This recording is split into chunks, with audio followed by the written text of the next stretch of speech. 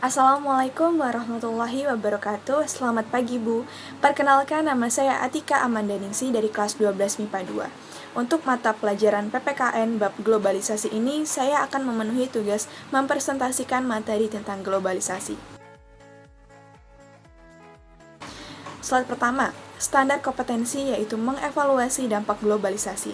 Lalu, kompetensi dasar yang diharapkan dikuasai yaitu pertama, mendeskripsikan proses, aspek, dan dampak globalisasi dalam kehidupan berbangsa bernegara.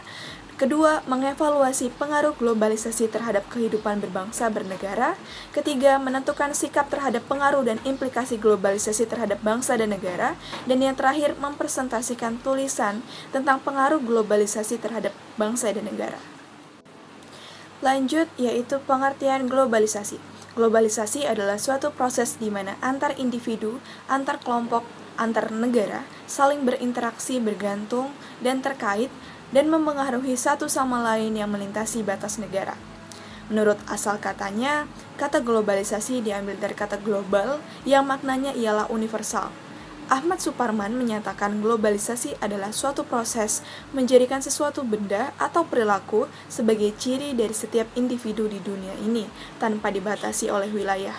Globalisasi belum memiliki definisi yang mapan kecuali sekedar definisi kerja atau working definition, sehingga bergantung dari mana sisi orang melihatnya. Lanjut, yaitu apa-apa saja aspek globalisasi. Globalisasi dalam berbagai aspek kehidupan akan menyebabkan setiap bangsa menjadi bagian dari sistem nilai dunia. Globalisasi yang berkembang di setiap bangsa menimbulkan gagasan-gagasan baru di berbagai bidang dalam satu kepentingan global yang sama. Oleh karena itulah, berbagai bentuk atau aspek globalisasi dilakukan kajian secara mendalam. Yang pertama, aspek ekonomi, mengacu kepada makin menyatunya unit-unit ekonomi di dunia, baik menyangkut pasokan, permintaan transportasi, tenaga kerja, bahan mentah, distribusi maupun pemasaran. Aspek globalisasi ekonomi ini menyangkut tentang lembaga ekspor dan impor. Kedua adalah aspek kebudayaan dan keagamaan. Adanya gagasan-gagasan baru yang datang dari seluruh dunia dan munculnya banyak pemikiran-pemikiran baru yang tidak terbatas. Ketiga ada aspek teknologi. Adanya perkembangan teknologi informasi yang menyatukan dunia tanpa batas. Kemajuan teknologi dan inovasi yang berkembang dengan cepat mempersatukan dunia internasional melalui kemudahan akses berkomunikasi. Lalu selanjutnya ada aspek demografi. Aspek demografi adalah banyaknya penghijrahan manusia di belahan dunia, ditunjukkan dengan fenomena tingkat mobilisasi penduduk dunia yang saat ini kian mudah. Banyak penduduk yang pindah dari suatu negara ke negara lainnya. Lanjut ada aspek politik menyangkut pada sistem demokratisasi dan hak asasi manusia atau HAM. Terakhir ada aspek hukum, menemukan dan mengklaim sistem hukum nasional secara absolut. Artinya, telah terjadi proses saling mempengaruhi antar sistem hukum dan tiap-tiap negara. Selanjutnya kita akan membahas tentang teori globalisasi.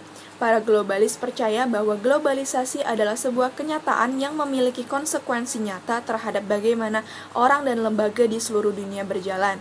Cochrane dan Payne menegaskan bahwa dalam kaitannya dengan globalisasi terdapat 3 posisi. Yang pertama, para globalis. Nah, globalis mempunyai 2 teori. Yang pertama, para globalis positif, yaitu yang menanggapi dengan baik perkembangan semacam itu dan menyatakan bahwa globalisasi akan menghasilkan masyarakat dunia yang bertoleransi dan serta bertanggung jawab. Sedangkan para globalis pesimis berpendapat bahwa globalisasi adalah sebuah fenomena negatif karena hal tersebut sebenarnya adalah bentuk penjajahan Barat, terutama Amerika Serikat, yang memaksa sejumlah bentuk budaya dan konsumsi yang homogen dan terlihat sebagai beberapa yang benar di permukaan. Beberapa dari mereka kemudian membentuk kelompok untuk menentang globalisasi atau anti-globalisme. Yang kedua ada para tradisionalis. Yang tradisionalis tidak percaya bahwa globalisasi tengah terjadi. Mereka berpendapat bahwa fenomena ini adalah sebuah mitos semata atau jika memang ada, terlalu dibesar-besarkan. Dan yang terakhir ada para transformasionalis, berada di antara globalis dan tradisionalis. Para transformasionalis, mereka setuju bahwa pengaruh globalisasi telah sangat dilebih-lebihkan oleh para globalis. Namun, mereka berpendapat bahwa sangat bodoh juga jika kita menyangkal keberadaan konsep ini. Next, kita akan membahas tentang pelaku atau subjek dari globalisasi. Yang pertama adalah negara-negara yang dipetakan secara dikotomis. Maksudnya adalah yaitu negara besar dan negara-negara kecil, negara maju dan negara berkembang, negara yang kuat dan negara yang lemah secara ekonomi, negara yang berdiri sendiri atau yang bergabung dengan negara orang lain. Yang kedua, organisasi antar pemerintah. Yang ketiga, perusahaan internasional yang dikenal dengan multinational corporation atau MNC atau transnational corporation atau global firms. Yang keempat ada organisasi internasional atau transnasional yang non-pemerintah seperti INGO, International Non-Governmental Organization, dan yang terakhir ada organisasi-organisasi yang non-formal. Lanjut, yaitu ada ciri-ciri globalisasi. Yang pertama ada perubahan dalam konsep jarak, ruang, dan waktu. Dengan munculnya teknologi yang meningkatkan keterhubungan seperti televisi, internet, dan telepon, konsep jarak dan waktu yang sangat mempengaruhi aktivitas pada zaman dahulu, sekarang mulai dapat diatasi. Kedua, adanya saling ketergantungan dalam bidang ekonomi dan perdagangan, yaitu munculnya organisasi-organisasi perdagangan internasional seperti WTO, dan kerjasama bilateral atau multilateral seperti NAFTA, CAFTA, CARICOM, dan Mercosur yang membuat negara-negara di dunia ini sangat bergantung pada negara lainnya dalam memenuhi kebutuhannya. Yang ketiga, ada peningkatan integrasi kultural dengan adanya perkembangan media massa seperti film, musik, televisi, berita, dan lain-lainnya. Contoh adanya peningkatan interaksi adalah perubahan model pakaian. Yang keempat adalah meningkatnya masalah bersama, contohnya dalam bidang krisis multinasional, lingkungan hidup, inflasi regional, dan sebagainya. Lanjut, yaitu kita akan membahas proses terjadinya globalisasi. Proses terjadinya globalisasi ini melalui 4 tahap sebagai berikut. Pertama, yaitu perdagangan bangsa Tiongkok dan bangsa India. Pada saat itu, para pedagang dari Tiongkok dan India mulai menelusuri negara-negara lain, baik melalui jalur darat maupun jalur laut. Dari perdagangan antar negara ini tercipta hubungan saling ketergantungan. Hubungan saling ketergantungan inilah yang menjadi penggerak utama perdagangan global yang membawa pengaruh globalisasi hingga saat ini. Yang kedua, yaitu perdagangan pedagang muslim. Proses terjadinya globalisasi selanjutnya bermula dari perdagangan yang dilakukan oleh orang-orang muslim ke negara Asia dan Afrika. Selain berdagang, orang-orang muslim juga menyebarkan berbagai ilmu pengetahuan, termasuk ajaran agama Islam, arsitektur Islam, nilai sosial hingga budaya Arab, sehingga pada masa itu peradaban muslim jauh lebih maju dan berkembang dibandingkan bangsa Eropa. Next, kita sudah membahas seluk-beluk awal globalisasi. Nah, sekarang kita akan membahas apa sih dampak yang dihasilkan dari globalisasi. Kita mulai dari dampak positif globalisasi.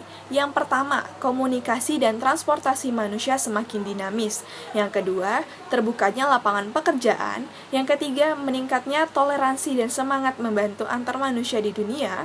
Yang keempat, makin banyak negara yang menganut sistem demokrasi. Yang kelima, memperkaya unsur kultural bangsa. Yang keenam, mudah memenuhi kebutuhan. Ketujuh, memacu untuk meningkatkan kualitas diri. Dan yang terakhir, untuk menumbuhkan sikap kosmopolitan dan toleran. Next, selain banyak dampak positif yang dihasilkan globalisasi, globalisasi ternyata juga memiliki dampak-dampak negatif. Apa-apa saja dampak negatif dari globalisasi? Pertama, penguasaan modal oleh asing. Kedua, kesenjangan sosial. Ketiga, memperburuk prospek pertumbuhan ekonomi jangka panjang. Keempat, masuknya nilai-nilai budaya luar yang tidak sesuai. Yang kelima, eksploitasi alam dan sumber daya alam lainnya yang besar-besaran. Keenam, berkembangnya nilai-nilai konsumerisme dan individual. Ketujuh, erosi terhadap nilai-nilai tradisi asli. Yang terakhir yaitu merebaknya kebiasaan meniru-meniru hasil-hasil iptek atau plagiarisme. Terakhir, kita akan membahas tentang antisipasi pengaruh negatif globalisasi terhadap nilai-nilai nasionalisme. Langkah-langkah untuk mengantisipasi dampak negatif globalisasi terhadap nilai-nilai nasionalisme antara lain yaitu: pertama, menumbuhkan semangat nasionalisme yang tangguh, misalnya semangat mencintai produk dalam negeri. Yang kedua, menanamkan dan mengamalkan nilai-nilai Pancasila dengan sebaik-baiknya. Ketiga, menanamkan dan melaksanakan ajaran agama dengan sebaik-baiknya. Keempat, mewujudkan supremasi hukum, menerapkan dan menegakkan hukum dalam arti yang sebenar-benarnya dan seadil-adilnya. Yang terakhir yaitu selektif terhadap pengaruh globalisasi di bidang politik, ideologi, ekonomi, sosial budaya, dan bangsa. Nah, dengan adanya langkah-langkah antisipasi tersebut, diharapkan mampu mengatasi dan menangkis pengaruh globalisasi yang dapat mengubah nilai nasionalisme terhadap bangsa, sehingga kita tidak akan kehilangan jati diri dan kepribadian bangsa kita. Nah, setelah saya sampaikan antisipasi pengaruh negatif globalisasi tadi, berakhirlah presentasi saya untuk materi ini. Kesimpulan yang bisa saya sampaikan adalah, globalisasi mengeluarkan banyak dampak positif dan negatif bagi kehidupan manusia. Sebagai manusia yang disiplin, kita harus bisa memilah dampak yang harus dibuang dan dampak yang harus kita ambil dari globalisasi ini. Kita harus memikirkan dampak globalisasi ke depannya untuk masa depan kita. Kita harus tetap mementingkan kebersamaan dengan masyarakat yang lain dibandingkan dengan hal-hal lain yang dianggap tidak perlu. Sekian yang dapat saya sampaikan, kurang lebihnya saya mohon maaf. Wabillahi taufiq wal hidayah. Wassalamualaikum warahmatullahi wabarakatuh.